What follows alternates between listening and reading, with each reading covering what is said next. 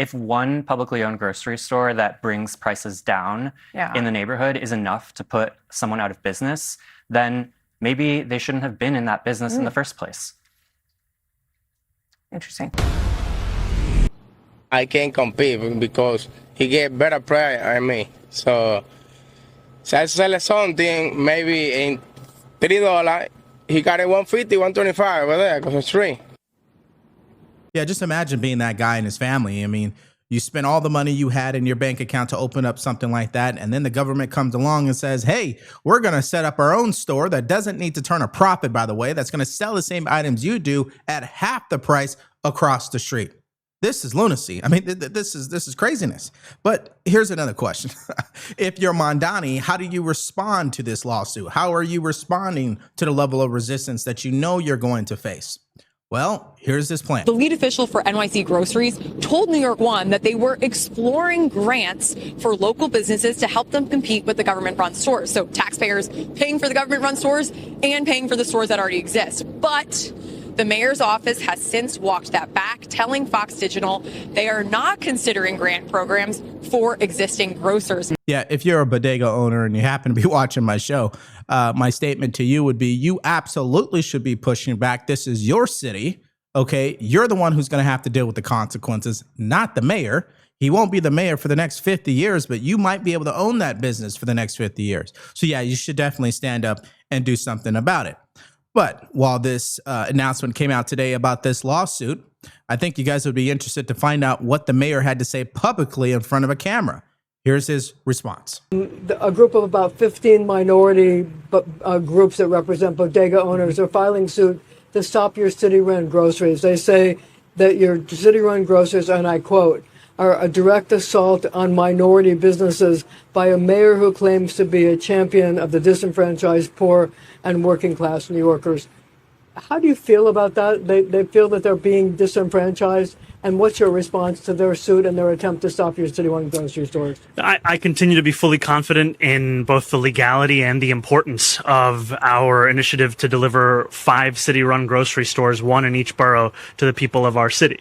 We are talking about a reflection of a cost of living crisis that has seen grocery prices increase by about 30% over the last few years. And we're also talking about delivering 5 city-run grocery stores in a city of 8.5 million people that has more than 1,000 grocery stores. And we've seen, in fact, with Essex Street Market in Manhattan, as well as Moore Street Market in Brooklyn, a model where the city has subsidized groceries and it has not had a negative effect on bodegas around them or on grocery stores around them. And I'm confident both in the legality of this, that it will stand up in court, and in the importance of delivering it. Okay, so in other words, this lawsuit is baseless according to the mayor.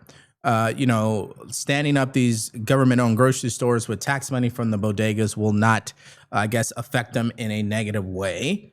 But if Mamdani is so confident about all of this, and he's saying he's willing to work with everyone on this, why is one of the head of the immigrant businesses that's in this coalition, the person who's heading up this class action lawsuit, contradict everything that the mayor just said? Take a listen. Your group filed the lawsuit this morning. Have you heard back from the mayor's office at all?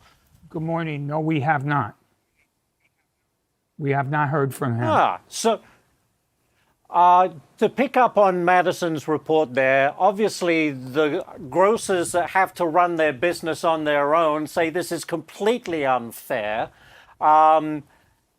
How would you respond to that? I mean, could this put local stores out of business? Definitely. My grandfather was head of the Bodega Association. That bodega where you had your reporter there was one of the bodegas my grandfather started with 5 others in the 1960s. So the legacy of the Puerto Rican bodega in that area, where they're going to put them out of business, all of them. There's no way we could compete, or people could compete with 30%.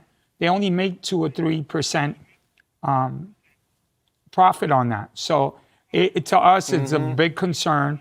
That's why we put the lawsuit. We did not want to put the lawsuit. We wanted to sit down to give different ways that we could bring down the cost. Probably we created a buying group and we created other ways, but he didn't want to speak to us. There's this socialist thing. And then one of the head of the DSA said, If they can't compete, let them go out of business. Now I hear that they're asking for him to step down. I'm asking for him to step down. That heartless mentality is what we're afraid of. So did you guys see how he pointed out how bodegas run on a 2 to 3% profit margin? This is the same thing as restaurants. That's why even in your local town, I'm sure you've seen restaurants come and go. If they have a bad few months, it's going to be over for them. And that's exactly what will happen to these bodegas. If that store opens up and they start losing money 3 months in a row, they may have to shut their doors. But Mamdani obviously doesn't see that. He doesn't see it as a problem because he comes from the DSA point of view about how this country should be governed. And to give you an example how bad it really is, listen to that DSA co-chair who says it's SOL for these bodegas. So they're up like breaking ground on one grocery store so far. It's going to cost $30 million to build a grocery store. In what world does it make sense to build a $30 million grocery store and put competitive pressure on the bodegas that are in the neighborhood? But if you're the bodega owner, how would you feel if the government opened a big grocery store right next to your bodega? If one publicly owned grocery store that brings prices down in the neighborhood is enough to put someone out of business, then maybe they shouldn't have been in that business in the first place. Interesting.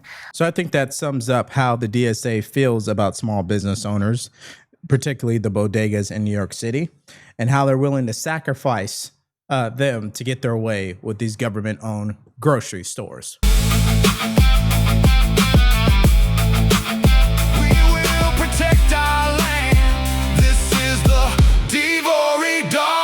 Show.